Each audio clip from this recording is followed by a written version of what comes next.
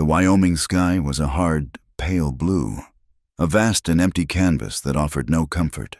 It stretched over the plains, indifferent to the woman staring up at it, her face smudged with the fine red dust that coated everything.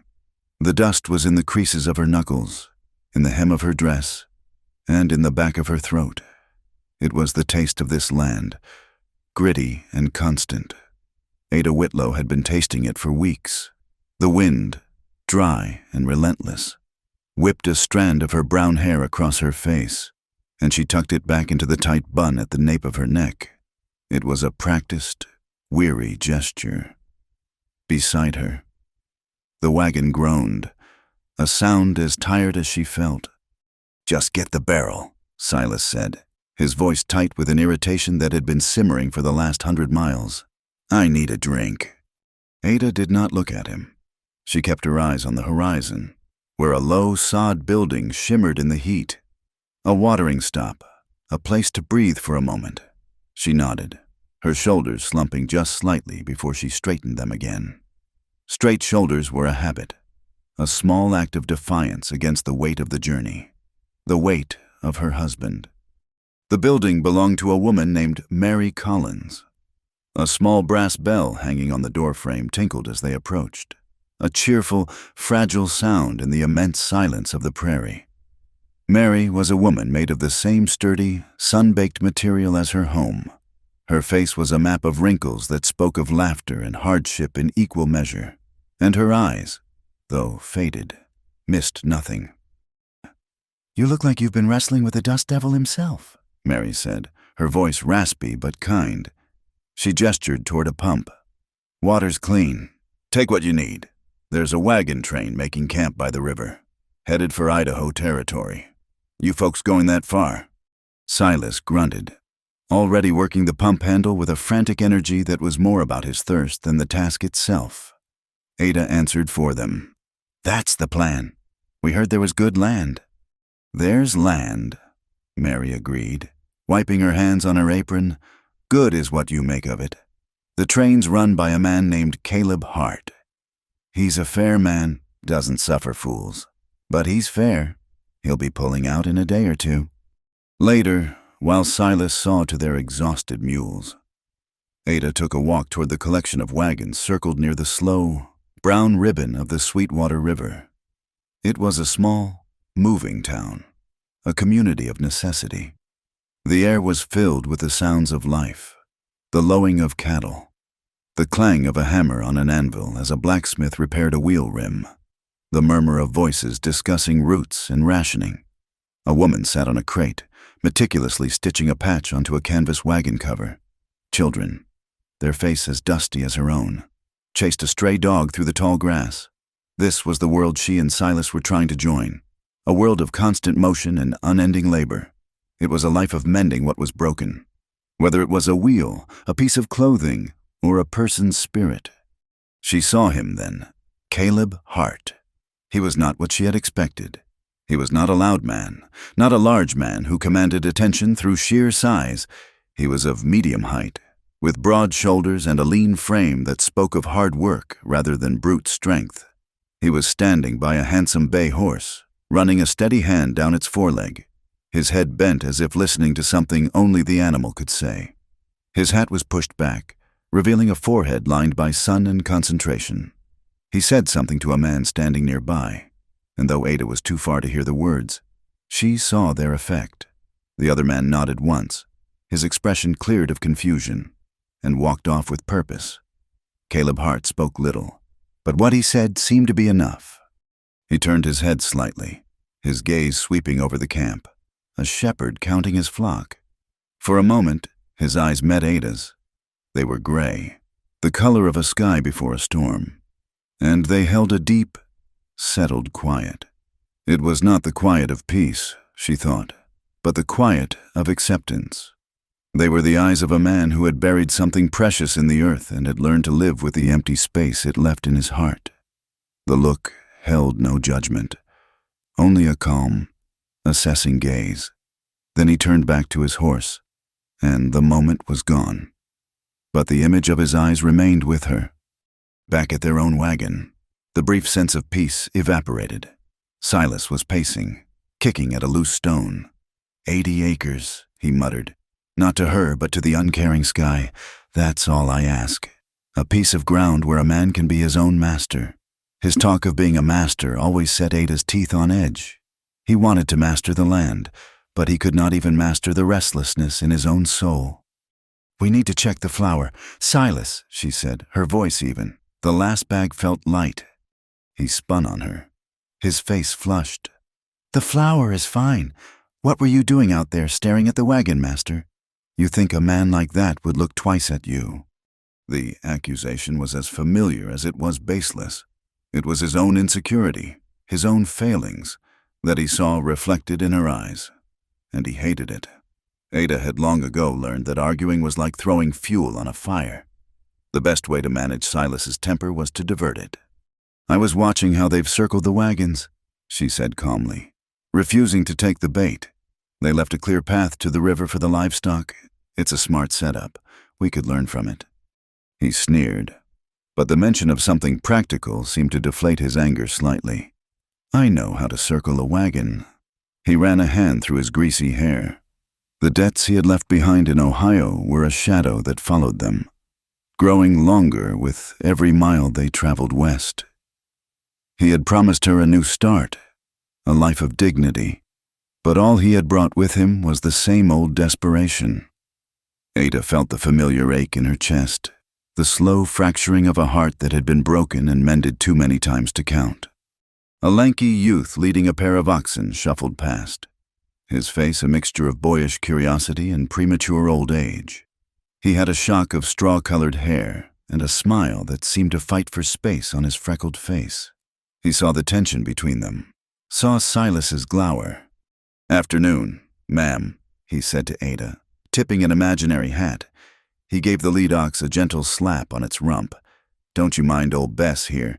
She's smarter than some folks I know, especially the ones who think their troubles can be drowned in a bottle. An ox knows when the water's bad." The boy, who she would later learn was named Jesse Pike, kept walking, but his words hung in the air. It was a clever, sideways jab at Silas, whose fondness for whiskey was no secret. Silas's face darkened, but Jesse was already out of earshot, leaving behind a small pocket of silence where the tension had been. Ada almost smiled. A little while later, she noticed a young woman sitting by a nearby wagon, trying to comfort a whimpering child. The boy's face was flushed, his small body listless. Ada felt a familiar pull. She walked over, her steps quiet. "He has a fever," the young mother said, her voice ragged with worry. Ada knelt, placing the back of her hand against the child's forehead. It was hot, but not alarmingly so. "It's the heat and the dust," she said softly. "It wears on them. Do you have any willow bark?" The woman shook her head. Ada went back to her own wagon and returned with a small cloth pouch. She took out a few slivers of dried bark. "Make a tea with this. Just a little. It will help bring the fever down. And keep a cool cloth on his head." She dipped her own handkerchief in her water cup and gently laid it on the boy's forehead. The mother looked at her, her eyes filled with a gratitude so profound it was almost painful to see. From the edge of the camp, a woman watched them. She was a Shoshone woman named Iona, who traveled with the train as a guide. Her face was impassive, her dark eyes missing nothing. She saw the sureness in Ada's hands, the quiet authority in her voice. She saw a woman who knew how to soothe a fever, how to mend, how to endure. She saw a strength that was not brittle, but pliable, like the willow branches that bent in the wind but did not break. The afternoon sun began its slow descent, melting the pale blue sky into shades of orange and deep purple. Mary Collins came and stood beside Ada for a moment, both of them watching the colors bleed across the horizon. "A sunset like that," Mary said, "it almost makes you forget the hardship of the day." She gestured with her chin toward the bell on her door. "That little bell has seen so many stories begin. Each time it rings, someone is setting out, hoping for something better." She paused, her gaze thoughtful. "Out here, You learn quick that a person's worth isn't in their purse or the land they claim. It's something you carry inside. Dignity. I suppose it's all a poor soul has to call their own, and the only way to keep it is to give it to others. Be decent. That's the real law of the West. Her words resonated with Ada, settling into the weary corners of her heart. Dignity. It felt like a foreign country, a place she had once known but had not visited in a very long time. As twilight settled over the camp, the air grew cooler. The fires twinkled like fallen stars, and the smell of wood smoke and coffee mingled with the scent of dust and dry grass. The wagon train was stirring, preparing to move on at first light. A low wind rose, sweeping across the plains. It made a long, mournful sound as it passed through the spokes of the wagon wheels, a sound that was not quite a whisper and not quite a cry. It sounded like a premonition, a warning of the long and difficult road that still lay ahead. Ada pulled her thin shawl tighter around her shoulders, standing alone in the growing dark, the last light of the day fading from the sky. The morning air held a deceptive promise of peace. Ada had spent the early hours helping Mary Collins, finding a quiet satisfaction in the simple rhythm of kneading dough for the day's bread. The watering stop was a hub of activity, a crossroads of weary travelers and hopeful pioneers, and the steady work kept the ghosts of the trail at bay. Silas had been gone since dawn. He had said he was looking into a rumor about unclaimed grazing land, but his eyes had held a feverish, shifty glint that Ada knew had nothing to do with cattle. She had learned not to ask questions.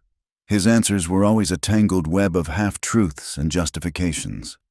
By midday, the main room of the sod house was crowded. Men from the wagon train and other travelers stood shoulder to shoulder, their voices a low rumble as they drank watered-down whiskey and traded stories. Ada was wiping down a rough-hewn table when Silas returned. He was not alone. 2 men flanked him, their faces hard and sunburnt. They had the look of men who were more comfortable with force than with reason. Ada recognized them as men who took their orders from Jed Crozier, a name she had heard spoken in hushed tones, a man who was said to own more land and more lawmakers than anyone else in the territory. Silas strode to the center of the room. His posture was unnaturally straight, puffed up with a false courage that Ada knew came from a bottle or a bad idea. He clapped his hands together, a sharp sound that cut through the noise. The room fell silent. Every eye turned to him. He cleared his throat. He said, "Gentlemen, I have a proposition to make. A business matter." He paused for dramatic effect, his gaze sweeping the room before landing on Ada. She stood frozen, the damp rag clutched in her hand. A cold dread, heavy and familiar, began to seep into her bones. Silas pointed a trembling finger at her. He said, "This woman, my wife, for 80 acres of prime bottomland by the creek, and a dozen head of cattle. The papers are ready to be signed." He looked at one of the men who worked for Jed Crozier, who produced a folded document with a smug flourish. The world seemed to tilt and shrink until all that existed was Silas's voice and the stunned, curious faces of the men around her. The air was thick with disbelief, then with a low, ugly murmur. Her husband traded her for land. The words did not just enter her ears, they pierced her, a physical violation that left her breathless and hollow. She felt the blood drain from her face, her hands turning to ice. She was no longer Ada. She was an object, a piece of property being bartered for dirt and livestock. Before anyone else could react, a quiet voice cut through the tense atmosphere. It was Caleb Hart. He had been standing near the back, observing, as was his way. He moved forward now, not with aggression, but with a deliberate, unhurried pace that drew every eye. He stopped a few feet from Silas, his gray eyes calm and steady. "In my train," he said. His voice was not loud, but it carried to every corner of the room. "A person is a person, not merchandise."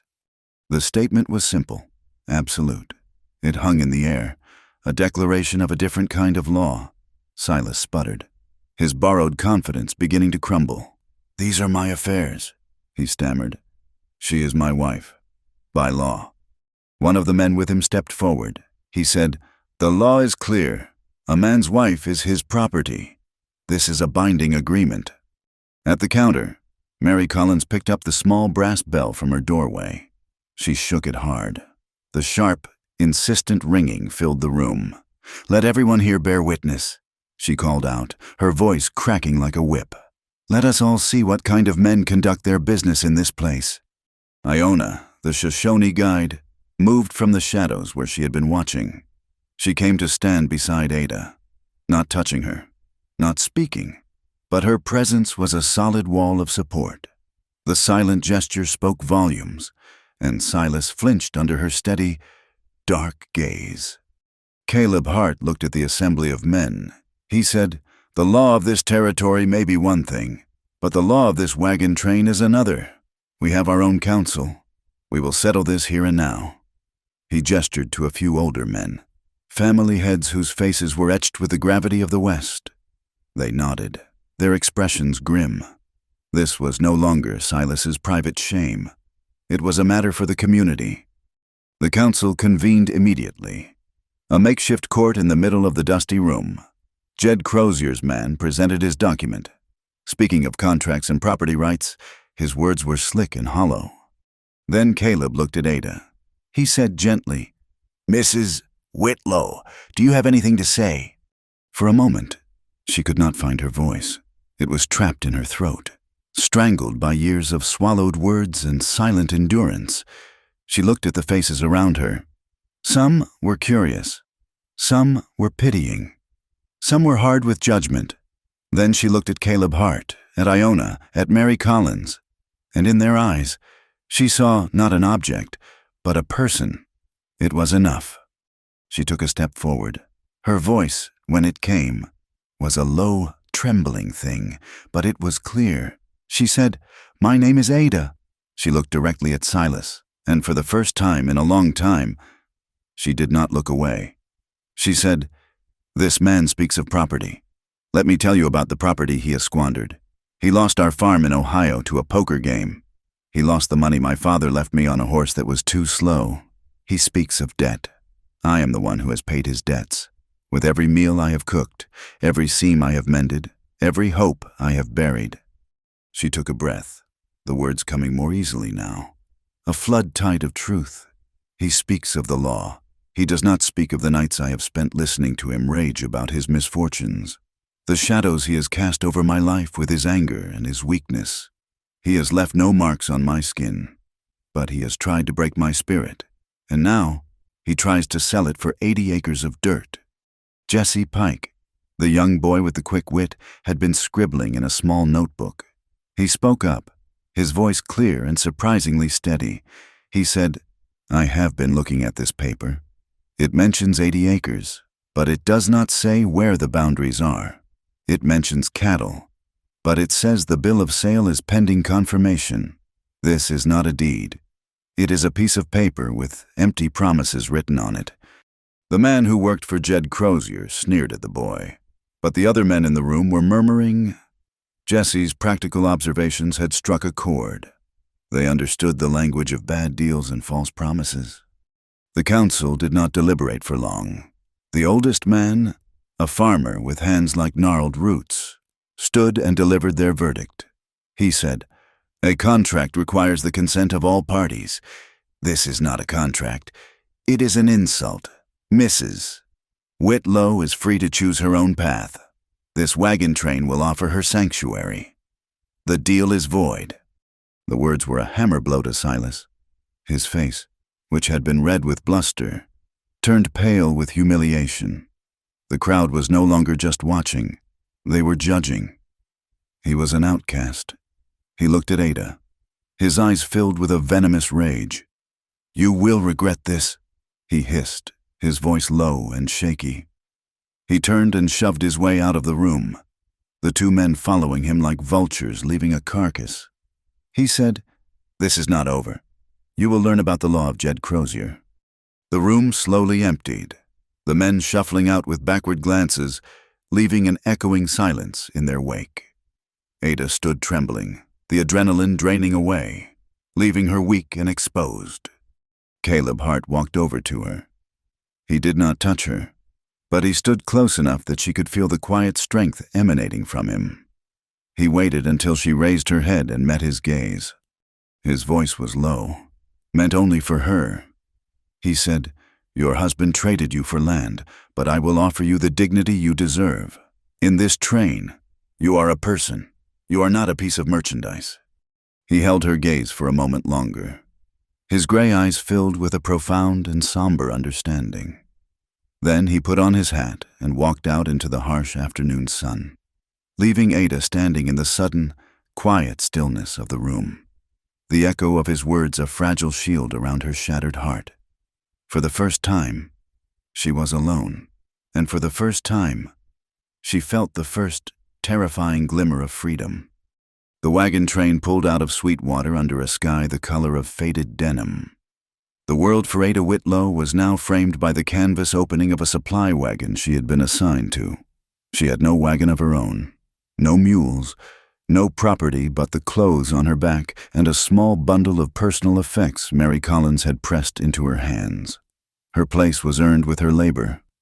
She had been absorbed into the collective, a nameless cog in a great, groaning machine rolling west.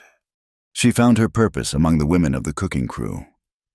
Her days fell into a new rhythm, dictated not by the whims of a volatile husband, but by the fundamental needs of the community. She learned the precise and unforgiving arithmetic of the trail.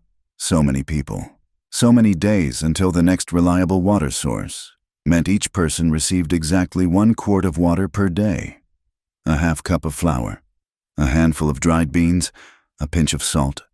These were the currencies of survival. And Ada became a meticulous banker, her hands dusty with flour instead of red trail dust. The work was hard. Her muscles ached with a fatigue she had never known, but it was a clean sort of tired. It was the ache of purpose, not of despair. One afternoon, a wheel on the wagon ahead of hers threw a rim. The train halted, a long, segmented snake resting in the oppressive heat. Caleb Hart was there in an instant, his movements economical and sure. He examined the damage, issuing quiet orders. Ada watched from a distance as he and 2 other men worked to repair it. A bent nail, crucial for securing a brace, refused to be hammered straight. "Let me see that," Caleb said. Taking the nail, he walked to the blacksmith's small, portable forge. He held the nail in the glowing coals with a pair of tongs, his face illuminated by the heat. When it was red hot, he placed it on the anvil and, with a few deft taps of his hammer, straightened it perfectly. He plunged it into a bucket of water, where it hissed and steamed. He walked back and handed it to the man who had been struggling. He caught Ada's eye as he passed. A ghost of a smile touched his lips. He said, "A bent nail is like a stubborn man. You can try to beat it straight, but you'll likely just break it. Sometimes, it just needs a little fire to find its proper shape again." The words were simple, a piece of trail wisdom, but they settled in Ada's mind. She had spent years trying to avoid Silas's fire, his hot temper. Perhaps she should have been trying to find her own. The land itself was a relentless adversary. A few days later, the sky turned a bruised yellow. The wind, which had been a constant, nagging companion, began to howl. It picked up the loose topsoil, and soon the world was a swirling vortex of grit and sand. The sun vanished. The air grew thick and choked with dust that stung the eyes and coated the back of the throat. "Tie them down!" Caleb's voice bellowed, somehow cutting through the roar of the wind. "Cover the animals' heads!" It was organized chaos. People scrambled, their forms hazy in the brown gloom. Ada worked with 2 other women to pull a heavy canvas sheet over their supply wagon, their fingers raw as they fought to tie the ropes against the force of the wind.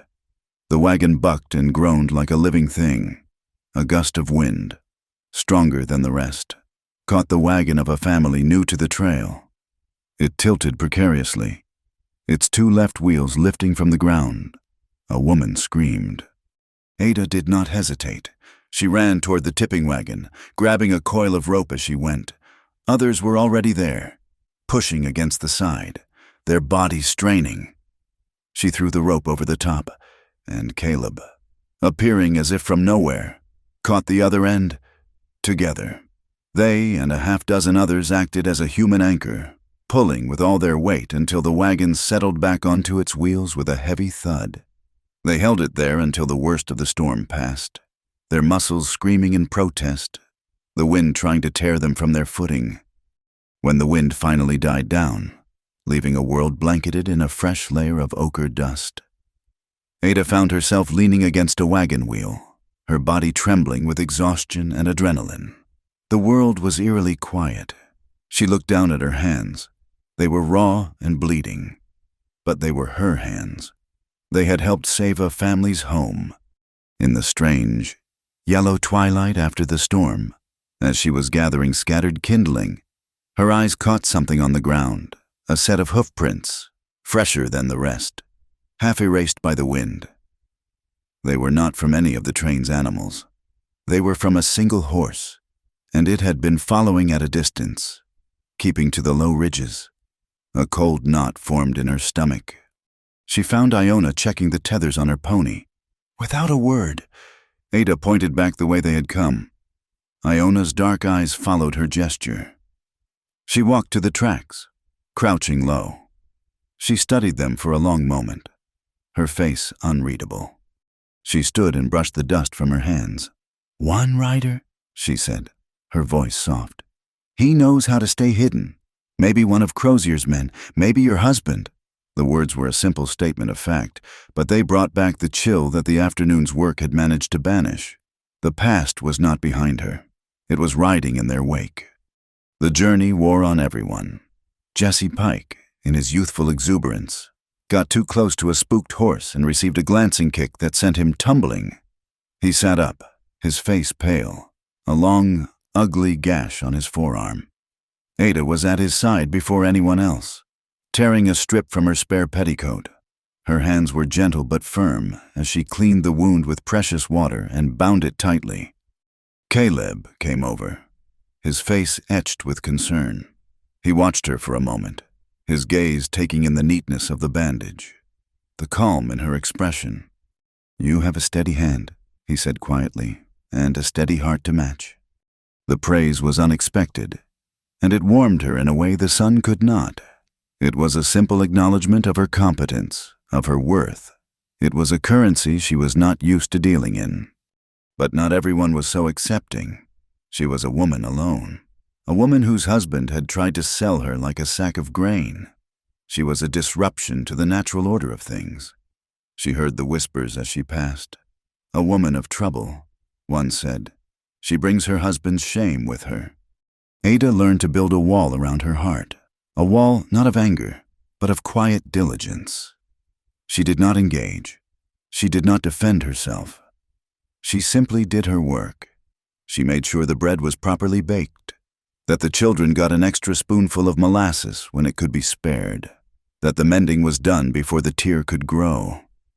Her work became her answer, her quiet declaration of her right to be there. One evening, she saw Caleb at his forge again. He was hammering on a piece of scrap metal, a broken axle brace. Jesse stood nearby, watching with fascination. Ada walked over, curious. "What are you making, Mr.?" Hart Jesse asked. Caleb did not stop his hammering. He said, "Something to help us listen." He worked the metal, folding it, shaping it with a patient, rhythmic skill. Finally, he held up his creation. It was a crude, triangular bell. He had fashioned a clapper from a heavy bolt. He hung it from a post in the center of the camp. He struck it once. The sound was not as clear as Mary Collins's little brass bell, but it was deep and resonant. It was a strong sound, a sound that demanded to be heard. "1 ring for supper," Caleb announced to the gathered families. 2 rings for a meeting of the council. 3 rings means trouble. It means everyone comes to the center, ready to help. The bell was more than a piece of metal. It was a symbol. Mary's bell had been for individuals, for departures and arrivals. This bell was for the community. It was the voice of their small, moving society. It was a promise that no one would face trouble alone. That night, the campfire seemed to burn a little brighter. Iona sat staring into the flames, her face serene. She began to speak, her voice a low murmur, telling a story of the river they were following. She said that her people did not believe the river could be owned. It belonged to itself, and it gave life to all who respected it. To try and sell it, or the land it nourished, was to try and sell the sky or the wind. It was a foolishness that angered the spirits. Ada listened, the story weaving itself into the fabric of the night. It was a different way of seeing the world, a world where things were not owned, but shared. It was the opposite of the world Silas had tried to create, a world where everything, even a wife, had a price. The fire crackled, and the small group fell into a comfortable silence. Caleb was staring into the flames, his face shadowed. It was Ada who broke the quiet, her voice soft. "You seem to know this trail well, Mr. Hart." He did not look at her, he just nodded, his gaze still fixed on the fire. "I came this way before," he said, "a few years back." He paused, and for a long moment, Ada thought that was all he would say. But then he spoke again, his voice so low she had to lean forward to hear it. "I was bringing my family west, my wife, Eleanor, and my boy, Samuel. He was only 6. He picked up a stick and poked at the embers, sending a shower of sparks into the darkness. We made it as far as the Green River. The smallpox came through our camp. There was nothing anyone could do." He stopped, the silence stretching out, filled with the immensity of his loss. "I buried them both under a cottonwood tree." He said it without ceremony, without any plea for pity. It was a plain and terrible fact, a part of the landscape of his life. And in that moment, Ada understood the quiet in his eyes, the deep, settled sadness that lived there. He was a man who knew the true cost of this journey. Later, as she lay in her bedroll, looking up at the vast, star-filled sky, Ada felt something shift inside her. The whispers of the gossips, the shadow of Silas, the hardships of the trail, they all seemed to recede, to take their proper, smaller place. She was part of something now, a community that had a voice, a crude, handmade bell that promised help. She was respected by a man who had endured the unthinkable and had not been broken by it. She thought of what he had called her back at the watering stop. He had not called her Silas's wife, he had called her Mrs. Whitlow. And now, she was just Ada. It felt like the first time in years she was being called by her right name. A wave of lightness passed through her, so unfamiliar and so welcome that it brought tears to her eyes. She let them fall, silent tears that made no sound, watering the dry and dusty ground of her own heart. The Snake River was a different beast from the gentle Sweetwater, swollen with recent rains. It was a wide, churning torrent of muddy brown water, carrying with it a cargo of uprooted saplings and debris. It did not meander, it surged. The sound of it was a constant, hungry roar. It was a barrier, a test, and it looked impassable. The wagons lined the bank, the people silent as they stared at the roiling water. The promised land of Idaho was on the other side, but it might as well have been a world away. Caleb Hart stood on the bank, his hat pulled low against the wind. Studying the current, he was not looking at the far shore. He was watching the patterns in the water, reading the river's angry language. After a long time, he turned to the assembled families. His voice was calm, cutting through the river's noise. "We will cross here," he said. "The bottom is rocky, but it is shallowest at this bend. We will unhitch the teams. We'll take the wheels off the wagons and caulk the seams on the beds to make them float. We will run heavy ropes across and pull them over one by one." It was a daunting, perilous plan.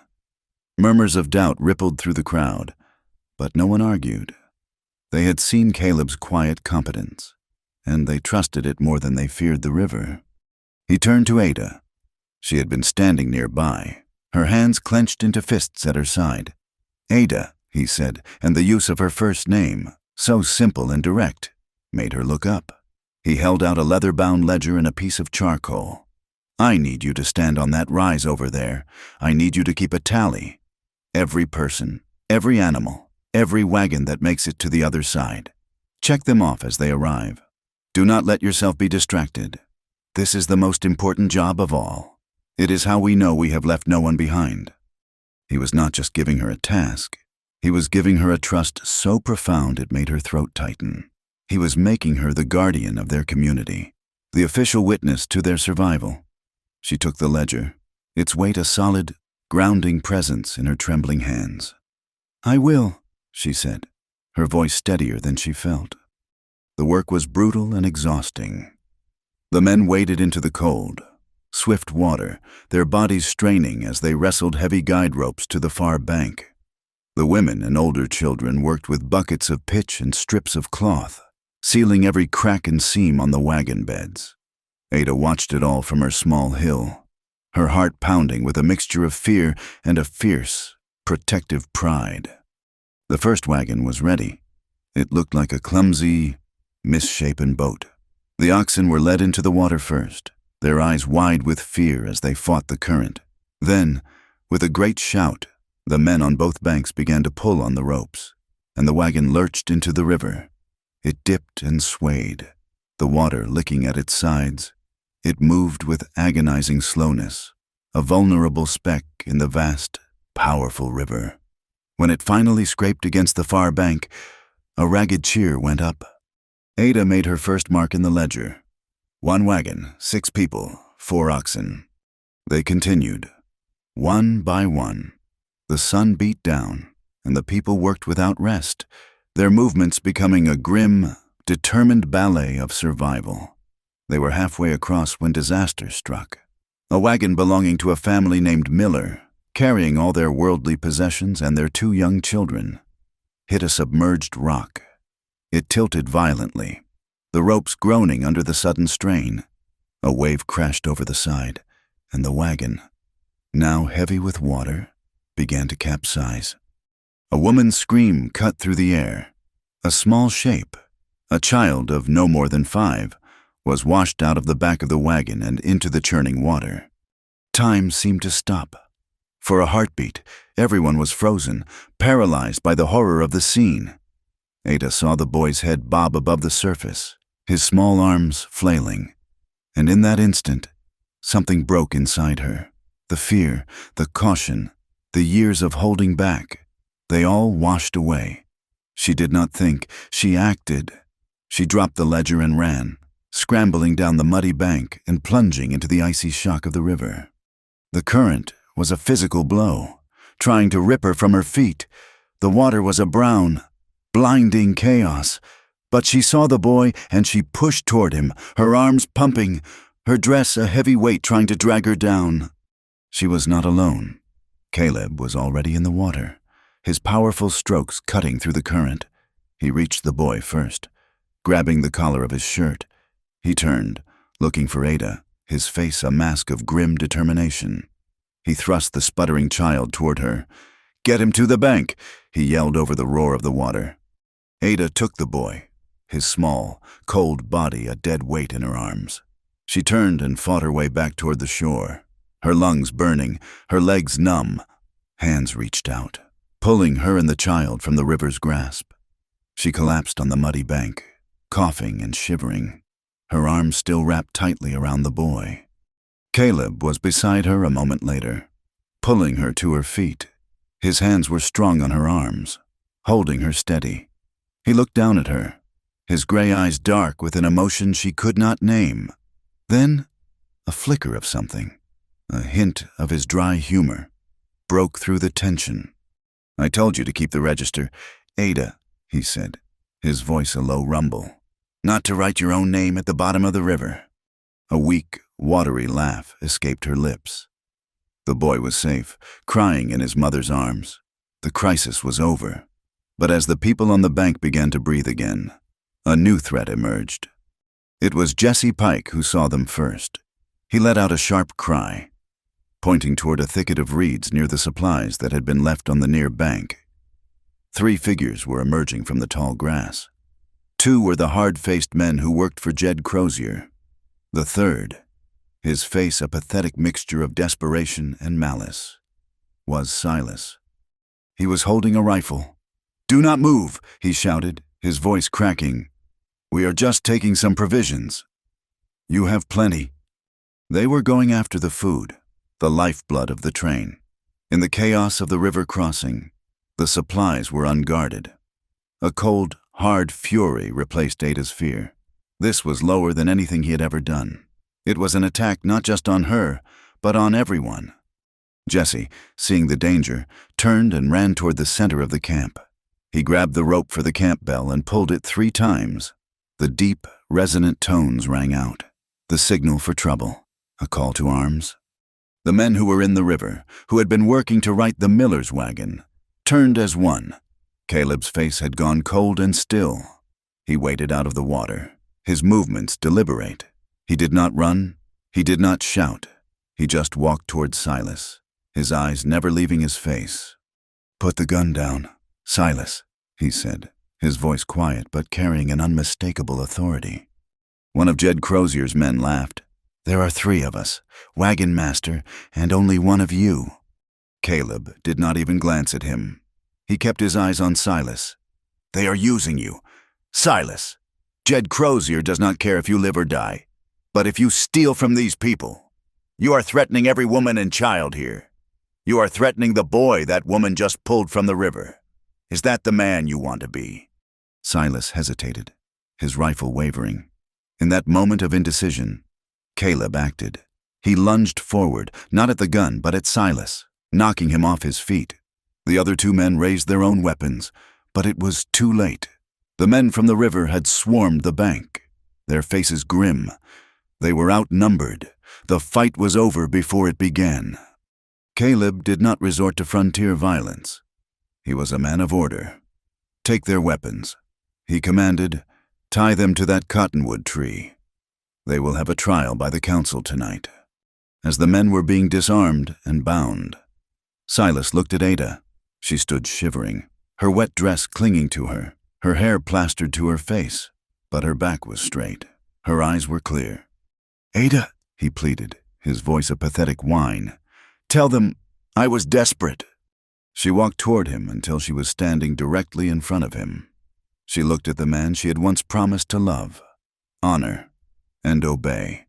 She saw nothing there but weakness and rot. "I am not yours," she said, her voice shaking but filled with a strength she had not known she possessed.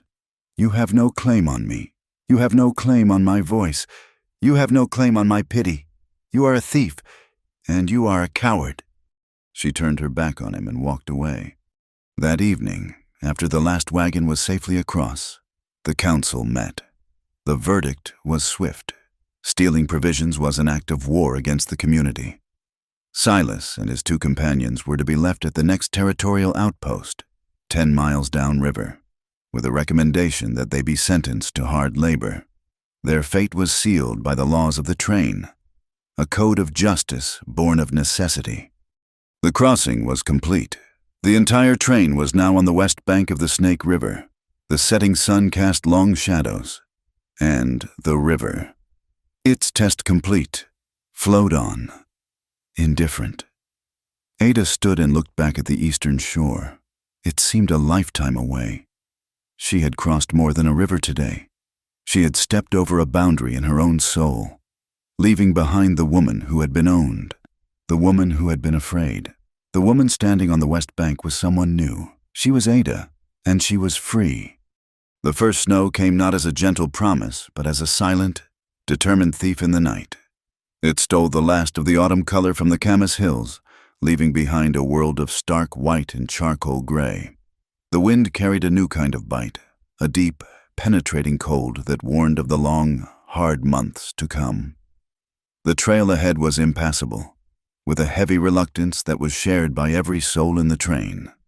Caleb Hart gave the order to make winter camp. They found a spot sheltered by a thick stand of pine and a low, rocky bluff. The wagons were circled tight, the gaps filled with brush and canvas to break the wind. A new, more permanent routine took hold. One focused not on miles traveled but on the conservation of heat and food. The days grew short, the nights achingly long. It was a season of endurance, a trial of the spirit. Ada found a strange solace in the rhythm of the camp. With the constant need for repairs, Caleb's forge was glowing from dawn until dusk. She found herself drawn to the heat and the steady, percussive sound of his hammer. One afternoon, she stood watching him mend a broken hinge, her arms wrapped around herself for warmth. He glanced up, his face smudged with soot, his gray eyes catching the firelight. "An idle mind is the devil's workshop," he said, his voice a low rumble. "An idle hand just gets cold. Come here." He began to teach her the rudiments of his craft. He started her with simple things, straightening bent nails and sharpening tools. He showed her how to heat the metal until it glowed like a sunset, how to read the colors to know its temper. He taught her the difference between a hard strike meant to shape and a soft tap meant to persuade. "Patience, Ada," he would say as she struggled with a stubborn piece of iron. "You cannot force the steel, just like you cannot force a person. You just apply the right heat and steady pressure, and eventually, it will find its true form." She learned to love the work. The heat of the fire seeped into her bones, chasing away the pervasive chill. The solid, ringing impact of the hammer on the anvil felt like a conversation, a way of imposing order on a chaotic world. Mending a bent nail was a small victory, but it was a victory nonetheless. She was not just fixing things. She was learning how to make things whole again. The weeks wore on, and winter tightened its grip. The snow fell relentlessly until the wagons were huddled under thick white blankets. One evening, the wind rose to a furious, shrieking howl. It was not a storm. It was a blizzard, a white fury that erased the world. Snow drove horizontally, piling in monstrous drifts against the wagons. The air grew so cold it was painful to breathe. A canvas sheet on one of the main supply wagons had worked loose and was now flapping violently, threatening to tear and expose their precious flour reserves. Ada saw it from the shelter of the cook tent. Without a second thought, she pulled her shawl tight and plunged into the maelstrom. Caleb saw her go and was right behind her. Together they fought the wind, their bodies leaning into the gale. The canvas was a wild, living thing, snapping and cracking like a bullwhip. Their fingers, numb with cold, struggled with the frozen ropes. Just as they finally secured the last knot, a tremendous gust of wind tore a heavy branch from a nearby pine. It crashed to the ground, blocking their path back to the main fire. They were trapped, exposed to the full murderous force of the storm. "This way!" Caleb yelled, his words nearly snatched away by the wind. He pulled her toward the lee side of the wagon, into a small, makeshift shelter formed by the wagon bed and a tall snowdrift. The wind still howled, but its direct assault was blunted. Ada was shaking uncontrollably, her teeth chattering so hard her jaw ached. The cold was a living entity, seeping through her clothes, through her skin, trying to find her heart. Caleb took off his own heavy wool coat, the one lined with sheepskin, and draped it over her shoulders. It was heavy and smelled of wood smoke and clean sweat. "Thank you," she managed to stammer, her voice barely a whisper. He settled beside her, not touching, but close enough that the heat from his body was a tangible presence in the frozen air. They sat in silence for a long time, two small figures huddled together against the immense, indifferent power of the storm. Ada's shivering did not stop. Caleb looked at her, his face a mask of concern in the swirling whiteness. "Would you like me to sit with you?" he asked, his voice quiet and respectful. "Until the shaking passes." It was a question, not a demand. It offered comfort without presumption. She looked into his steady gray eyes and saw nothing but a deep, human kindness. She could not find the words to answer, so she simply nodded. He shifted closer, and she leaned against his side, her head resting on his shoulder. He put an arm around her, pulling the heavy coat tighter, sharing his warmth without reservation. They huddled together, two souls in a white wilderness, and the violent shivering slowly began to subside, replaced by a deep, shuddering cold. "I have never been this cold," she whispered into the collar of his coat. "Winter in the high country does not forgive mistakes," he said, his voice a low vibration against her ear. "We will be all right. We just have to wait it out." They sat in the roaring dark, listening to the storm. To fill the silence, they began to talk, not about the trail or the hardships, but about other things.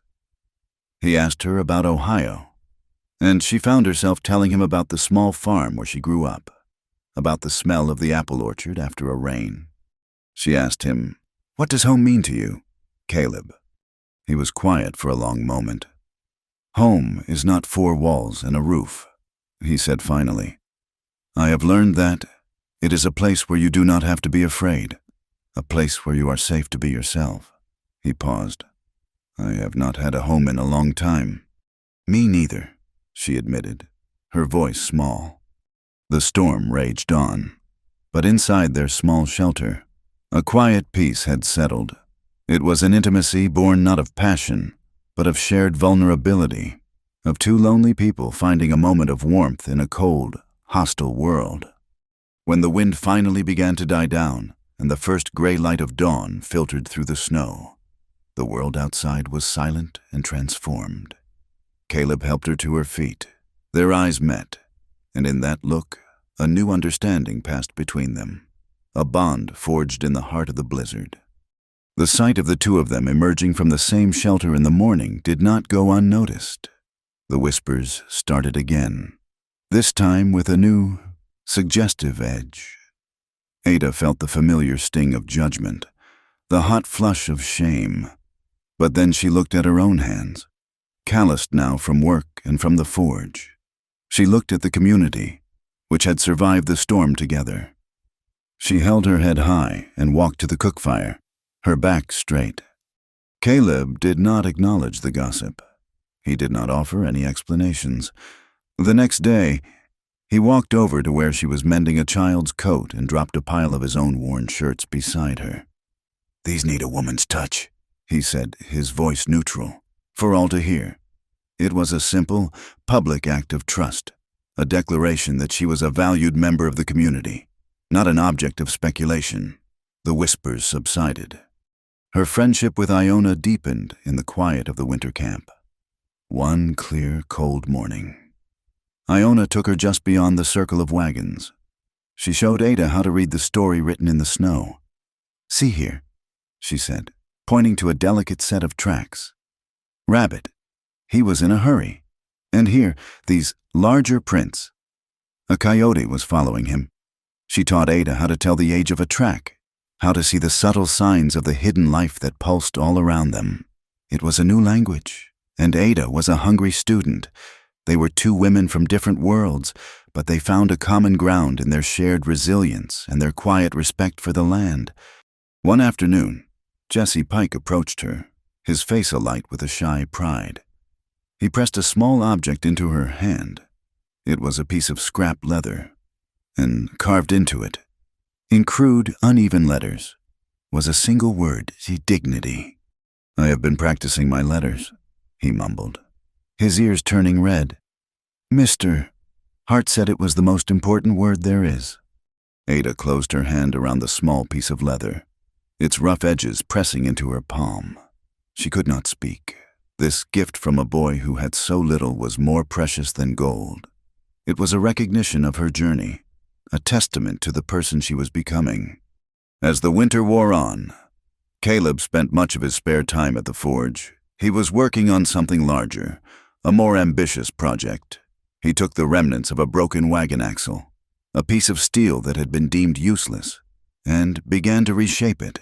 He heated it, hammered it, folded it back on itself, his movements filled with a focused, creative energy. Finally, one evening, he was finished. He hung his creation on the main post in the center of the camp, replacing the smaller, cruder bell he had made before.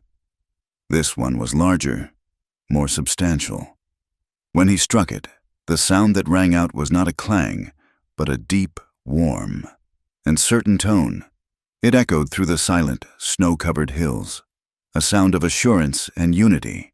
This was the wagon train bell, the voice of their enduring community, forged from something broken and made strong in the fire. The long nights were the hardest. To pass the time, the families would gather around the main fire. Caleb, for all his competence, was a terrible storyteller. His attempts at humor were so solemn and poorly timed that they made the children laugh more at his delivery than at the jokes themselves.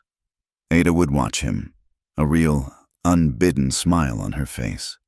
One night, as the children grew restless, she began to sing. A soft, simple lullaby her mother had taught her. A hush fell over the small gathering as she sang the second verse. Caleb picked up 2 small pieces of firewood and began to tap them together, creating a soft, steady rhythm for her song.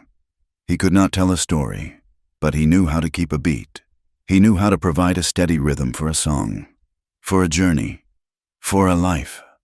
Ada sang, her voice clear and sweet in the cold night air, and for the first time, in the heart of that unforgiving winter, she felt the unmistakable feeling of home. The thaw arrived not as a gentle transition, but as a messy, reluctant surrender. The snow, which had been a clean, silent blanket, became a landscape of gray slush and muddy rivulets. The air, though still cold, carried a new scent, the smell of damp earth and pine needles emerging from their white prison. A cautious optimism began to stir in the winter camp. People spoke of the trail ahead, their voices lighter. The long, dark season of waiting was almost over. It was in this fragile moment of burgeoning hope that Jed Crozier arrived. He did not come like a common ruffian. He rode a fine black horse and was flanked by a half-dozen men whose quiet menace was more intimidating than any loud bluster. Crozier himself was a man who wore his authority like a well-tailored coat. He was dressed in practical but expensive wool, his boots polished, his face clean-shaven. He had the calm, predatory eyes of a man who had never been told no, and riding just behind him, looking like a bitter ghost from a past life, was Silas. Caleb saw them first. He was at the forge, and he simply stopped his hammering. The sudden silence a more effective alarm than any shout. People emerged from their wagons, their face curious, then wary. Caleb rang the camp bell twice, the clear, measured tones a summons for the council, a call for order in the face of an unspoken threat. Crozier dismounted, his movements unhurried. He surveyed the camp with a proprietary air, as if he were inspecting a piece of his own property. He waited until Caleb and the other family heads had gathered. "Good morning, gentlemen," Crozier said, his voice smooth and reasonable. "I am Jed Crozier. This land you have been wintering on, and the trail for the next 50 miles, falls under my protection." He produced a document from his coat, a piece of paper with an official-looking seal. "For your safety and to ensure a smooth passage, I require a simple transit fee, a toll, let us say, $10 for each wagon." A low murmur of outrage went through the small crowd. $10 was a fortune, a sum that most families did not have. It was extortion, delivered with a polite smile. Before Caleb could respond, Silas stepped forward. He held up a familiar, crumpled piece of paper. "And there is another matter of business," he said, his voice loud and carrying a note of vindictive triumph.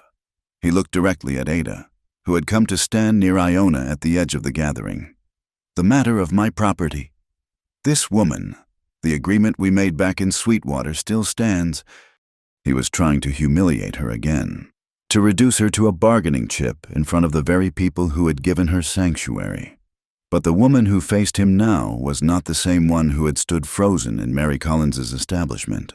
The winter had forged something new in her. Her face remained calm, her posture erect. The council gathered around the central fire pit, a grim circle of determined faces. Crozier and his men stood just outside the circle, confident and smirking. Caleb spoke first, his voice low and steady. "Mr. Crozier, This train operates under its own agreed-upon laws. We do not pay for safe passage on a public trail. There is nothing public out here. Mr. Hart, Crozier replied coolly. There is only what a man is strong enough to hold. He gestured to Silas. And as for this other matter, the law of the territory is quite clear on the rights of a husband. It was then that Ada stepped forward, into the center of the circle. She did not raise her voice. She did not need to. Every eye was on her. My name is Ada, she said, her voice clear and carrying. I am not property. That piece of paper is a lie, born of desperation and deceit. This council, the community of this wagon train, has already ruled on this matter. Our law is that a person cannot be bought or sold. She turned her gaze from the council members and fixed it on Jed Crozier. Our law is based on the simple decency of human beings. What, sir, is your law based upon? Jed Crozier let out a short, dismissive laugh. It was a sound more insulting than any curse. My law, madam, is based on reality. A reality enforced by contracts and by men who are willing to see them honored. One of his men, taking his cue, let his hand drift down to rest on the butt of his pistol. Across the circle, one of the farmers, a man whose wagon Ada had helped to mend, mirrored the gesture. The air grew thick and heavy. The world seemed to hold its breath. A single spark would ignite a firestorm. Iona moved from the edge of the circle. She walked into the open space between the two factions and stood there, her hands empty at her sides. She looked at Crozier, then at the farmers. The ground beneath our feet, she said, her voice quiet but resonant, has drunk enough blood. Do not feed it more. It does not make the grass grow greener. Her words, simple and profound, broke the spell. The tension did not vanish, but it shifted. Caleb looked at his people, at their grim, determined faces. He knew they would fight. He also knew they would likely die. He made a decision. Mr. Crozier, he said, his voice even. We will consider your proposition. We will give you our answer in the morning. It was a strategic retreat, not a surrender. Crozier, confident in his power, nodded once. See that you do. He and his men made their own camp a short distance away, their fire a malevolent red eye in the growing twilight. The mood in the train's camp was somber. The fragile hope of the morning had been crushed. Ada felt the cold dread returning, the feeling of being trapped. But this time, anger came with it, a clean, hot anger that burned away the fear. She would not be a victim. She would not be a pawn in this man's game. She remembered a small wooden chest that held the few things she had brought from Ohio, things she had not looked at in months. She went to the supply wagon and found it tucked away in a corner, by the flickering light of a lantern. She opened it. Inside were bundles of letters, a tintype of her parents, and a thin folder of papers. Among them were letters Silas had written to her before they were married, filled with promises. And there was a copy of the deed to the farm he had lost, dated and signed. Her hands were shaking. She did not know what she was looking for, but she knew she had to do something. She took the papers to Jesse Pike, the boy's clever mind, which saw the world in terms of logic and facts, might see something she could not. They sat together on a crate, the lantern casting long, dancing shadows around them. Jesse spread the papers out, his brow furrowed in concentration. He compared the dates on Silas's letters with the date on the land deed. He examined the bill of sale for Ada, the one Silas had flaunted. Look here, Jesse said suddenly, his finger jabbing at a date. This letter from Silas. He wrote it in June of '67. He talks about buying more land, about a bright future. He picked up another paper.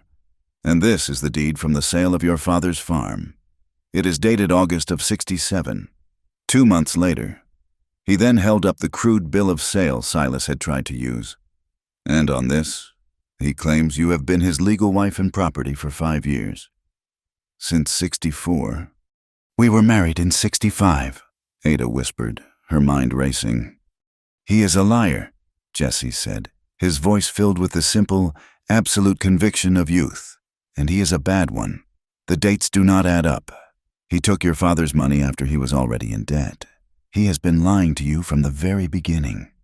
It was all there, in black and white, a history of deceit, a pattern of lies. It was not just a moral failing. It was a fraud. It was proof. A new resolve settled in Ada's heart. She stood up and walked to the center of the camp, to the post where the big iron bell hung. She found an empty crate, dragged it over, and climbed on top of it. With cold, steady hands, she untied the bell and retied it higher up the post, as high as she could reach. Caleb, who had been watching her, walked over. "What are you doing?" "Ada." She looked down at him, her face illuminated by the firelight. "I am raising it up," she said, her voice clear and strong, "so that everyone can hear it clearly tomorrow, so that no one confuses the voice of the people with the sound of a gunshot." Just then, a rider came into camp. It was one of the trained scouts, a young man who had been sent to the nearest town for news. His face was grim. He went straight to Caleb. "It is bad," the scout said, his voice low. "I saw Crozier in town yesterday. He was in the saloon, sharing a bottle with the deputy sheriff. They were laughing like old friends. Whatever law there is in this territory, Crozier has already bought it." The news fell like a stone, sinking the last of their hopes. The legal path, the appeal to a higher authority, was a dead end. They were truly on their own, trapped between a corrupt system and a man with guns. Later that night, Ada found Caleb sitting by his wagon, sharpening an axe by the light of a lantern. The camp was quiet, but it was a tense, sleepless silence. She walked over and stood beside him. "The law will not help us," she said. It was not a question. He did not stop the steady, rhythmic rasp of the whetstone. "No," he said, "it will not. Then we will be forced to fight." He stopped then. He looked up at her, his gray eyes somber in the lantern light. He placed the axe down. "We will not win a fight with fists or with guns. Ada, Crozier has more of both than we do." He paused, looking out into the darkness that surrounded their small island of light. "We win this with light. We shine a light so bright on his dirty dealings that even a corrupt lawman cannot ignore it. We find a place where the law has not yet been bought, a place where the truth still matters." He pulled out a worn map and unfolded it on a barrelhead. He pointed with a calloused finger. "Here," he said, "Fort Hall. It is a federal outpost. There is a circuit judge there. It is a long way. The country between here and there is hard. There are wolves, and the rivers will be high with the spring melt, but it is our only chance." Ada looked at the spot on the map. It was a distant, uncertain hope, but it was better than no hope at all. She looked at Caleb, at his tired but determined face. They were not just a wagon master and a refugee anymore. They were partners in a desperate gamble for justice. "Then we go to Fort Hall," she said, her voice steady. The decision was made. Their path was no longer west. It was toward a reckoning. The journey to Fort Hall was a desperate pilgrimage. They left Jed Crozier and his men behind, slipping out of the winter camp in the pre-dawn darkness like a column of ghosts. They pushed the teams hard, forgoing the usual measured pace of pioneers for the urgent rhythm of fugitives. Every snap of a twig, every shadow on a distant ridge, was a potential threat. The land itself seemed to conspire against them. The spring thaw had made the prairie a treacherous, unpredictable landscape. One afternoon, a strange, hazy yellow light fell over the plains, and the air grew thick with the smell of smoke. On the horizon, a menacing black cloud billowed into the sky, lit from below by a flickering, angry orange, a prairie fire. It was moving fast, a devouring wall of flame driven by a relentless wind. Panic, a raw and primal thing, rippled through the train. Caleb Hart's voice cut through it, sharp and clear as the ring of his forge hammer. "We do not run from it. We fight it with its own weapon." He gave his orders with a calm that defied the approaching inferno. He directed the men to a wide, shallow creek bed. They would make their stand there. He showed them how to set a backfire, using the creek as a firebreak. It was a terrifying gamble, fighting a raging fire by starting a smaller one of their own, trusting the wind to drive the two lines of flame together and starve them both of fuel. While Caleb and the men battled the flames, Ada took charge of the non-combatants. She organized the women, moving the elderly, the infirm, and the terrified children to the relative safety of the creek bed. She moved among them with a steady presence, her voice calm and reassuring, even as her own heart hammered against her ribs. She showed them how to soak blankets in the creek and hold them over their faces to filter the choking smoke. She was a general in her own right, her army a frightened collection of families, her weapons a bucket of water and a soothing word. The air became a furnace. The roar of the fire was a physical presence, a sound that vibrated deep in the chest. Embers rained down like fiery snow. For a few terrible hours, their world was a hell of smoke and heat and noise. Then, as suddenly as it began, the two fires met, with a final, explosive roar. The flames died down, leaving behind a blackened, smoking wasteland. They had survived. They stood in their small green island of safety, their faces black with soot, their eyes red and streaming, and breathed the clean, cool air. Their reprieve was short-lived. The trail ahead led them into a vast, marshy bottomland, a quagmire of mud and stagnant water created by the melting snow. The wagons, which had seemed so sturdy on the hard-packed trail, became heavy, clumsy beasts, sinking to their axles in the thick, grasping mud. Progress slowed to a torturous crawl. Every foot was a victory, one with straining oxen and the raw, brute force of men pushing and pulling on the wheels. One of the lead wagons, heavy with blacksmithing tools, sank deep into a particularly nasty patch of mud and refused to budge. The oxen strained, their hooves churning the muck, but the wagon was held fast, tempers frayed. The men were exhausted, caked in mud, their muscles screaming in protest. Ada, seeing their flagging spirits, waded into the mud herself, grabbing hold of a tow rope. Her dress was instantly ruined, the hem heavy with thick, black gumbo. But she did not care. She dug her bare feet in, finding what purchase she could, and pulled. Her small effort was more symbolic than practical, but it shamed the other women into action. Soon, a dozen of them were on the ropes, their combined strength adding to the men's. Caleb was at the front, shoulder to the wheel, his face a mask of mud and concentration, shouting encouragement. He caught her eye, a flicker of surprised admiration in his gaze. She offered him a weary, mud-spattered grin. "If you smile any wider." "Caleb Hart," she called out, her voice breathless with exertion. "You are going to crack the mud right off your face." A low chuckle went through the exhausted crew. The tension broke, with a renewed collective heave and a great sucking groan. The wagon pulled free. They were moving again. That night, they made a cold, miserable camp on a patch of slightly less swampy ground. The mood was grim. As Ada was portioning out the meager evening meal, a figure emerged from the misty twilight at the edge of the camp. It was Silas. He was alone, on foot, and he looked like a wraith. His clothes were torn, his face was gaunt, and his eyes were wide with a haunted, desperate fear. The men in the camp rose to their feet, their hands moving toward their knives and rifles. Caleb stepped in front of them, holding up a hand. "Wait." Silas stumbled to a halt, holding up his own empty, trembling hands. "Please," he whispered, his voice a dry rasp. "I just need to speak with her, alone." Ada felt a cold knot tighten in her stomach. She looked at Caleb. He watched her, his expression unreadable, leaving the decision to her. She nodded slowly. She led Silas away from the firelight, to the far side of a wagon. He would not meet her eyes. He stared at the ground, a broken man. "They left me," he said, his voice cracking. "Crozier's men. They took my horse, said I was useless to them now."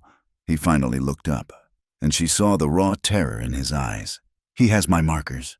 Ada, every gambling debt I ever made. He said if I did not help him get you back, he would see me hang for a horse thief." He took a shuddering breath. I was afraid of starving, afraid of him. It was not an apology. It was a confession of his own profound weakness. Ada listened, and she felt not the hot rage she had expected, but a vast, weary pity. He was not a monster. He was just a small, hollow man, and she had spent years trying to fill the emptiness inside him with her own strength. "I was wrong, Ada," he whispered. "I know that now." He reached out a hand as if to touch her, then let it fall. "Take me back. We can start again. I will be different." She looked at him, at the ghost of the man she had married, and she knew, with a certainty that was as solid as the cold ground beneath her feet, that it was over.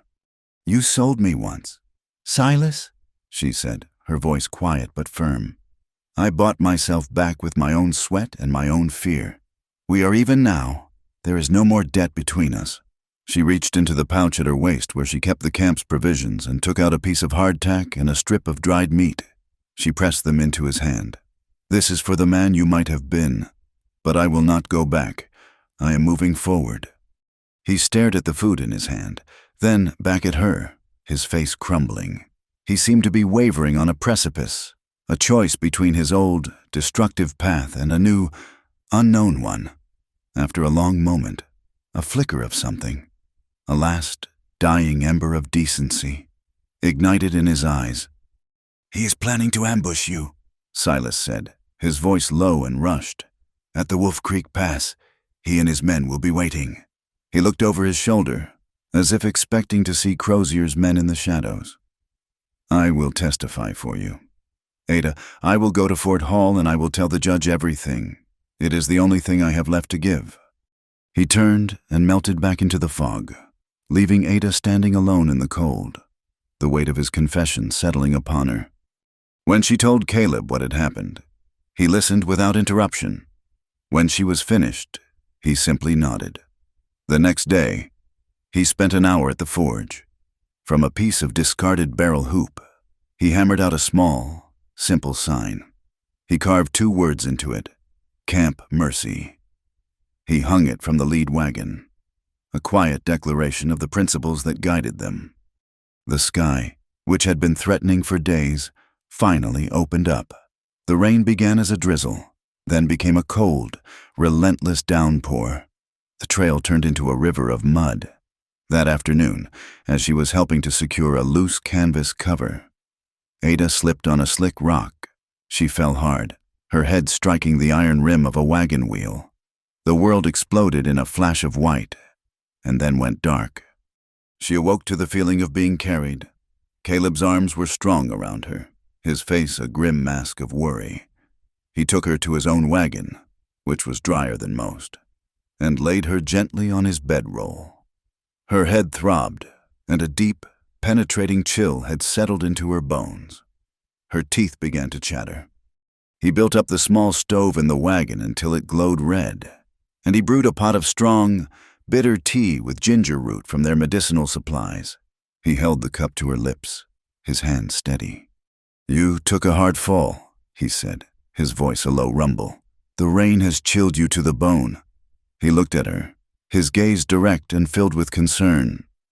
"Ada, I need to make sure you have not broken anything, and we need to get you out of those wet clothes and into dry blankets. May I have your permission to help you?"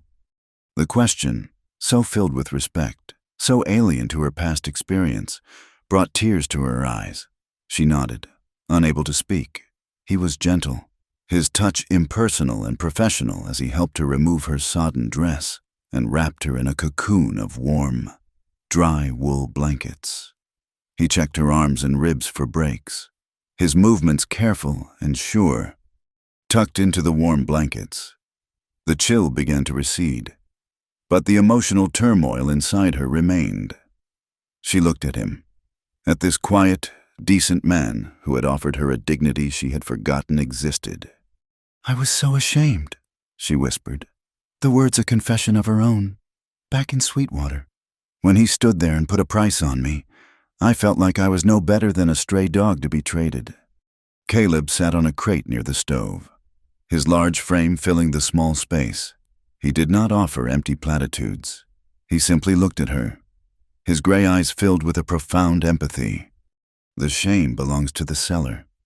Ada," he said, his voice soft but firm, "not to the one who was sold." His words were a balm, a cleansing fire. They burned away the last remnants of the humiliation that had clung to her like a shroud. In the small, warm space of the wagon, with the rain drumming on the canvas roof, Ada felt a final, definitive shift. The last chain holding her to Silas, the invisible chain of shame, had broken. Later that night, Jesse Pike appeared at the flap of the wagon, his face pale in the lantern light. He had been sheltering under a nearby wagon and had overheard two of Crozier's men who had been scouting them in the storm. "They were talking about Wolf Creek Pass," Jesse whispered, his eyes wide. "They said Silas was a fool to run, that it did not matter what he said. They are going to be there tomorrow. They are not going to let this train get to Fort Hall." Caleb listened, his face grim. He looked at his map, then at Ada.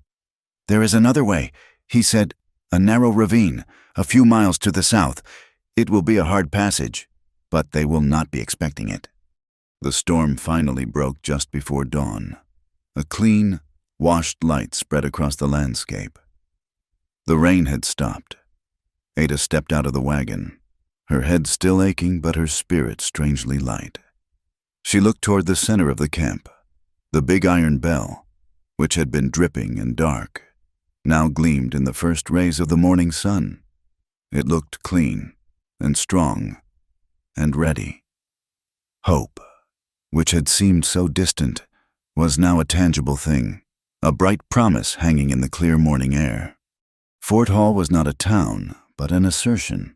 It was a collection of sturdy log buildings enclosed within a palisade, a bastion of federal authority and rough-hewn order in an immense wilderness. The trial was not held in a courthouse, but in the main storehouse, a long, drafty building that smelled of raw lumber, cured leather, and dust. The space was packed, filled with the members of Caleb's train and travelers from other wagon companies who had heard of the strange and consequential dispute. They were the jury, a true assembly of peers, their face weathered, curious, and grim. The judge was a man named Thompson, a circuit adjudicator whose face was as cracked and leathery as the law books he carried in his saddlebags. He sat at a makeshift bench, a heavy plank laid across two barrels. This was justice on the frontier, swift, practical, and stripped of all pretense. Jed Crozier stood before the judge, the picture of calm and aggrieved reason. He held the document, the so-called bill of sale, as if it were a sacred text. "Your Honor," he began, his voice smooth and carrying, "this is a simple matter of a contract between two men, a business transaction. Silas Whitlow, being of sound mind, agreed to transfer his property, namely his wife, to me in exchange for land and other considerations. The law of this territory is quite clear regarding a husband's rights. The woman is his chattel." He said the word chattel with a cold, deliberate precision. A low, ugly murmur went through the crowded room. Men shifted uncomfortably. Women drew their shawls tighter, their faces hardening. Ada stood near the front with Caleb, Iona, and Jesse. She felt the eyes of the room on her, felt the weight of their judgment and their pity, but she did not flinch. She kept her eyes on the judge, her back as straight as a lodgepole pine. The judge read the document, his expression unchanging. He looked up, his gaze sweeping over the crowd before settling on Ada, the woman in question. "Do you have a name?" "My name is Ada Whitlow, Your Honor," she said. Her voice did not tremble. It was not loud, but it was as clear and solid as the iron bell in their camp. "And do you have anything to say regarding this document?" Ada took a step forward. This was the moment. She was no longer a subject of gossip, a piece of property to be debated. She was a witness in her own cause. "I do, Your Honor," she said. "That paper is a lie. It is the final page in a long book of lies. Mr. Crozier speaks of contracts. I am here to speak of the truth. The truth is that my husband, Silas Whitlow, came to me with empty hands and a pocket full of promises. I came to him with an inheritance from my father, which he lost. I came to him with my labor, which he took for granted. I came to him with my loyalty, which he squandered. She paused, her gaze sweeping over the silent, watching faces. For years, I endured his temper, paid his debts with my own spirit, and held our life together with my own two hands. And when he had nothing left to lose, he tried to sell the last thing of value he possessed me. I am not his property, Your Honor. I am his partner, a partner he has betrayed. According to the laws of our wagon train, and according to the laws of basic human decency, a person cannot be traded for land. She stepped back, her heart pounding but her head held high. A profound silence filled the room. She had not pleaded. She had testified. The judge looked toward the back of the room. Is Silas Whitlow present? A path cleared, and Silas was brought forward. He was not in chains, but he looked like a prisoner, his shoulders slumped, his face pale and drawn. He did not look at Ada. He looked at the floor. Mr. Whitlow, the judge said, his voice hard. You have heard the testimony. What do you have to say for yourself? Silas took a deep, shuddering breath. He raised his head, and for the first time, he looked at the assembly, at the men and women he had wronged. His voice, when it came, was a raw and broken thing. She is telling the truth. He said all of it. He turned his haunted eyes toward Jed Crozier. He holds my markers.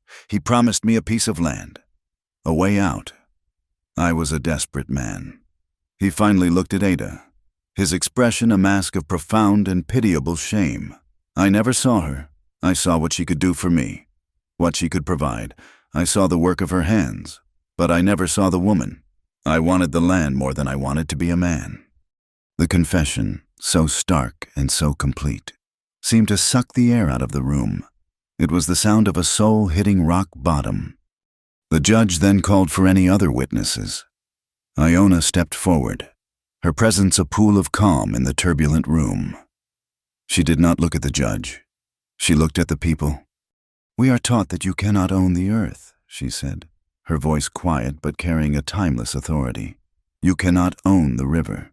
You can only be a caretaker. It is the same with a person. You cannot own a soul. Whoever believes they can sell another person has already sold their own. Her words settled over the assembly, a truth so simple and so deep it needed no further explanation. Then Caleb stepped forward. He was not a man of eloquent speeches. He was a man of facts and iron. He placed 2 items on the judge's bench. The first was the leather-bound ledger containing the wagon train's compact, their own constitution, with its rules of conduct and its principles of community justice, signed by the head of every family. Your Honor, he said, his voice even and direct. We are a community governed by our own laws, agreed to by all. Our compact explicitly states that all members of the train are to be treated with dignity, and that disputes are to be settled by a council of peers. Our council has already ruled on this matter. He then placed a second set of papers on the bench. This is evidence gathered by one of our members, Jesse Pike. It is a timeline. Your Honor, it shows, through letters and deeds, a pattern of financial deceit on the part of Mr. Whitlow, long before this so-called transaction with Mr. Crozier. It proves that this was not a simple agreement, but the culmination of a fraud. Judge Thompson examined the papers, his brow furrowed. The case was no longer a simple matter of a husband's rights. It was now a complex web of communal law, moral testimony, and documented fraud. Jed Crozier's smooth confidence began to show cracks. He had expected to deal with a frightened woman and a few simple farmers, not an organized community with its own laws and its own evidence. As the judge reviewed the documents, a sudden, sharp crack echoed from outside the storehouse. A gunshot. A woman screamed. People ducked instinctively. It was a blatant act of intimidation, a message from Crozier's men that the law of the gun was the only law that truly mattered. But before the ensuing chaos could take hold, another sound rang out. It was the loud, clear peal of the fort's iron bell, rung by the soldier on watch duty. It was an immediate, declarative answer to the gunshot. It was the sound of order, the voice of the law refusing to be silenced. Judge Thompson did not even flinch. He slowly raised his head, his eyes like chips of granite. He looked directly at Jed Crozier. The verdict was in his gaze long before he spoke the words. "This court," he declared, his voice ringing with an authority that dwarfed the sound of the gunshot, "finds the document presented by Mr. Crozier to be null and void. It is an instrument of coercion and fraud, and it holds no legal standing in this territory or any other." He pointed a finger at Crozier. "Furthermore, this court finds you, Jed Crozier, guilty of attempting to subvert the peace and good order of this community through intimidation and a fraudulent claim. You will pay a fine of $500 to this territory, and you will be escorted from Fort Hall and told not to return." He then gestured to the soldiers standing at the door. "Find the man who fired that shot and place him under arrest. He will be tried for reckless endangerment." Finally, he looked at Silas. "As for you, Mr. Whitlow, you have admitted your wrongdoing. You have also chosen to tell the truth. This court sentences you to 3 months of service to the wagon train you have wronged. You will work under the direction of the wagon master, Mr. Hart, until your debt to this community is paid." It was over. A collective sigh of relief went through the room. Justice, clear and decisive, had been served. Ada stood as if rooted to the spot, the words washing over her. Void. No legal standing. Free! Mary Collins, who had arrived with a supply train the day before and had stood in the back of the room like a silent, supportive pillar, came forward and wrapped Ada in a fierce hug. Ada buried her face in the older woman's shoulder, the first wave of emotion hitting her. She pulled back and took Iona's steady hand, a silent acknowledgement of their bond. She looked over and saw Jesse, his face beaming, and she gave him a watery smile and a nod that spoke volumes of her gratitude. Her gaze then found Caleb.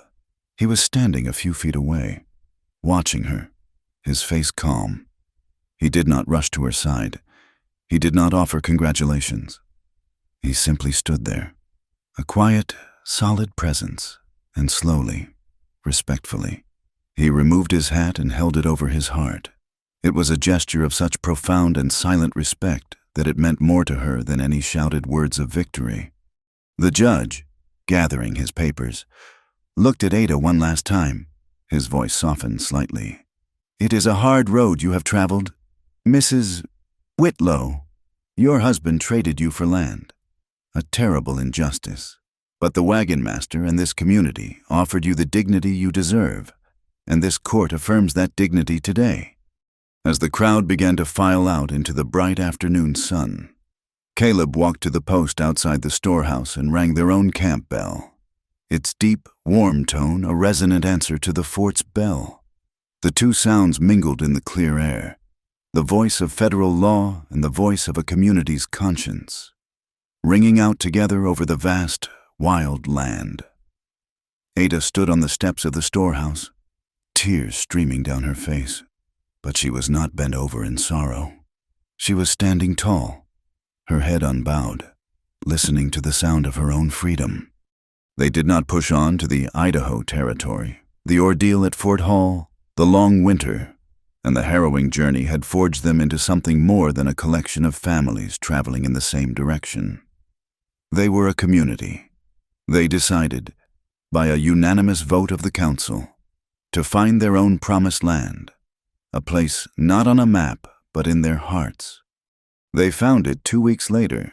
It was a wide, gentle valley cradled by low, timbered hills, a clear, cold creek, which Iona said the Shoshone called the stream of whispering sage, cut through its center.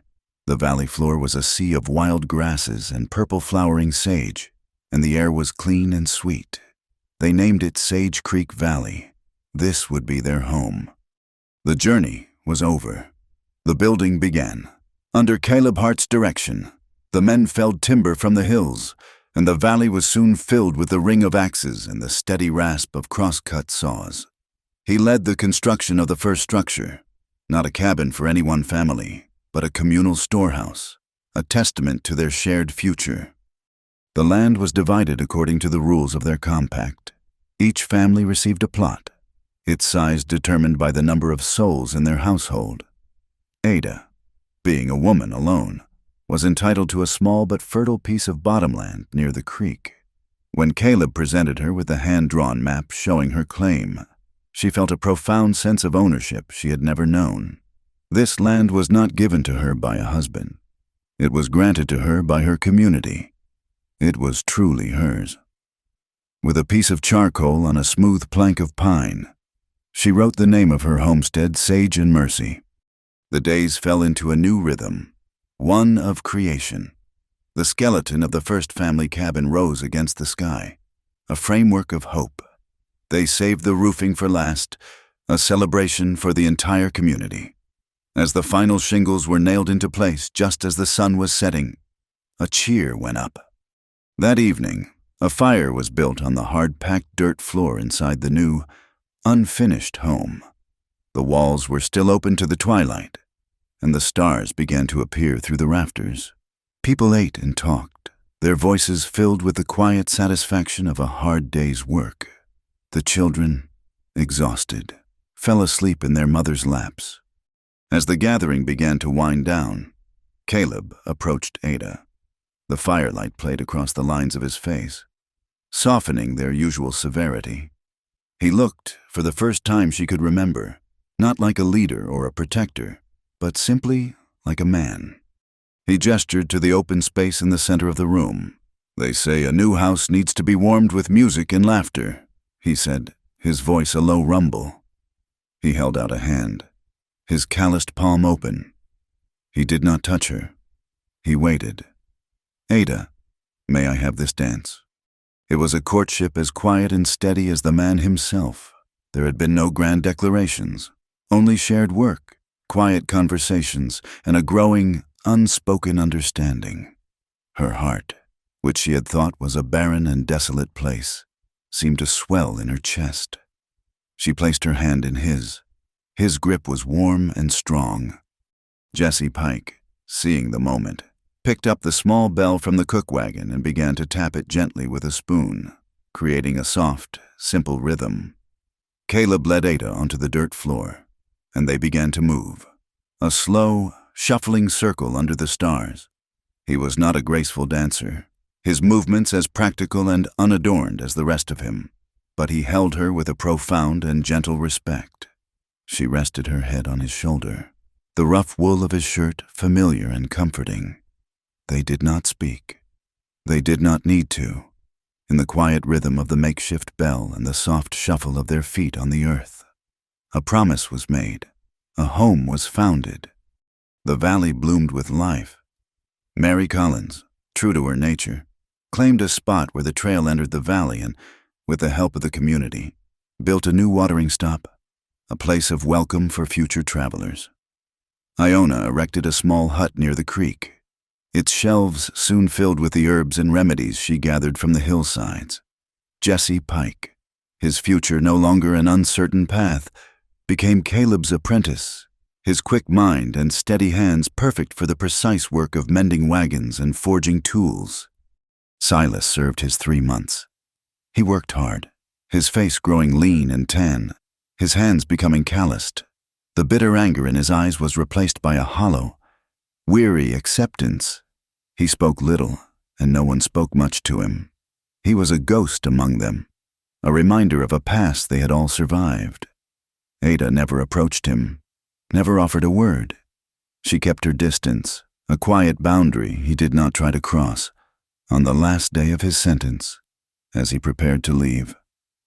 A solitary figure heading east on a horse the council had granted him. She walked to where he was packing his saddlebags. She held out a bundle wrapped in cloth. It was a hot meal of roasted rabbit and freshly baked bread. "For the road," she said, her voice neutral. He took it, his fingers brushing hers for a fleeting instant. He looked at her, his eyes filled with a universe of regret. "Thank you, Ada," he whispered. He could not say he was sorry. The word was too small for the wreckage he had made, but in his eyes, she saw that he knew it. He mounted his horse and rode away without looking back. She watched until he was a small speck on the horizon. Then she turned and walked back to her own life, the final door to her past closing softly behind her. As each new cabin was completed, Caleb forged a gift. He created a small, hand-sized bell for each family, each one with a slightly different tone, a unique voice. They hung them by their doors, symbols not of alarm, but of peace and belonging. The valley was soon filled with their gentle, chiming music, a constant reminder of their shared journey and their common home. On her own plot of land, Ada planted a garden. Along the path to her front door, she planted a long row of wild sage, its silvery green leaves releasing a clean, healing scent whenever she passed. On the smooth, planed log wall inside her small cabin, she carefully wrote a sentence. Her own Declaration of Independence dignity is the first property. The community found its moments of levity. Caleb, in an attempt to entertain the growing number of children in the valley, would sometimes try to tell a joke he had heard. He always got the timing wrong, delivering the punchline with the solemn gravity of a judge pronouncing a sentence. The jokes themselves were terrible, but his earnest, awkward attempts were so endearing that the children would howl with laughter, and Ada, sitting on the steps of her cabin, would laugh the loudest of all, a free, joyous sound that echoed through the peaceful valley. Nature provided one final test. After a week of warm, steady rain, the creek began to rise. It swelled over its banks, the gentle stream transforming into a muddy, churning torrent. It began to creep across the bottomland, threatening the new cabins and the freshly planted fields. There was no panic. Caleb rang the big community bell, its deep tone a call to action, and from each cabin, an answer came. The individual chiming of the small house bells. It was a symphony of unity. The entire valley turned out. Men, women, and older children worked side by side under the gray, weeping sky, filling sacks with dirt and rock, building a long, low levee to hold the water back. They worked through the night, their lanterns a string of defiant stars against the flood, their voices calling encouragement to one another. Ada worked alongside Caleb, her muscles aching, her hands raw. They were a team, their movements synchronized, a perfect, unspoken partnership. They held the line. The rain stopped just before dawn. As the sun rose, it revealed a valley scarred but safe. The floodwaters had been held back. The levee had held. The community had held. The water receded over the next few days, leaving behind a layer of rich new soil. The valley breathed again. That evening, Ada and Caleb sat on the newly built steps of her cabin. The air was cool and clean. A profound and peaceful silence had settled over the land. They watched the sun sink behind the western hills, painting the sky in shades of rose and deep violet. He reached over and took her hand. It felt as natural as breathing. They sat there for a long time, their shoulders touching, watching the last of the light fade. Two people who had found their way through the wilderness and had, at last, come home. A few evenings later, as a cool breeze swept down from the hills carrying the scent of pine and damp earth, Caleb came to Ada's cabin. He did not knock. The doors in the valley were rarely closed. He stepped inside and stood for a moment in the warm, flickering light of her small fireplace. In his hand, he held a small object, something that glinted in the firelight. He walked to the simple plank table in the center of the room and set it down. It was a small, perfectly formed bell, no bigger than the palm of her hand. It was not made of brass or iron, but of polished steel, and it had a clear, sweet tone when it moved. Ada looked at it, then back at him, a question in her eyes. "Do you remember?" he began, his voice a low, soft rumble.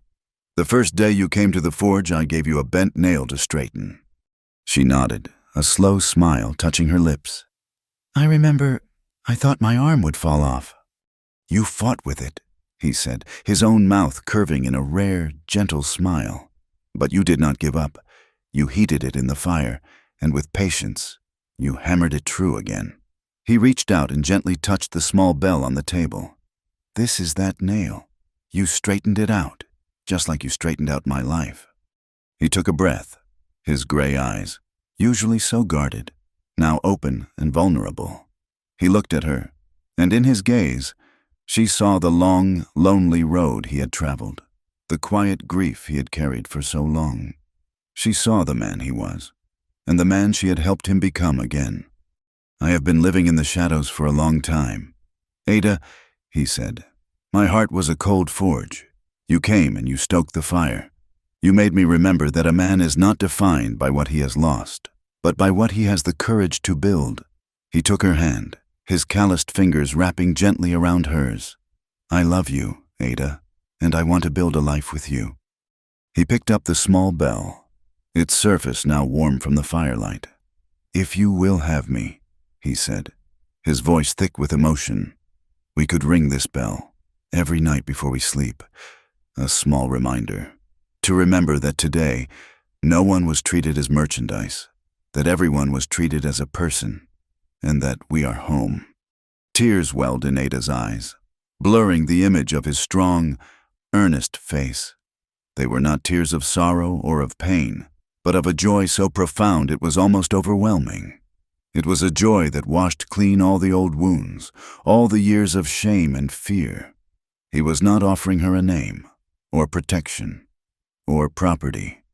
He was offering her a partnership, a daily reaffirmation of the very principle they had fought for.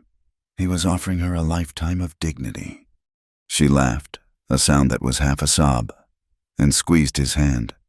"I will," she whispered, her voice choked with tears. "I will, on one condition." He raised an eyebrow, a flicker of his old, dry humor in his eyes. "And what is that?" "That you promise to keep telling your terrible jokes," she said, her smile widening through the tears. "The children would be heartbroken otherwise." He let out a low chuckle, a sound of pure relief and happiness. He slipped the small bell into her hand, and then he drew her into his arms, holding her close as if he would never let her go. Their union was not just a private affair. It was a celebration for the entire valley. They did not have a preacher or a formal ceremony. They had something better. The entire community gathered in the open space before the newly completed storehouse. Iona came forward, her face serene. In her hands, she held a long braided strand of sweetgrass and a freshly picked sprig of sage. She walked to the large iron community bell, the one Caleb had forged in the heart of winter.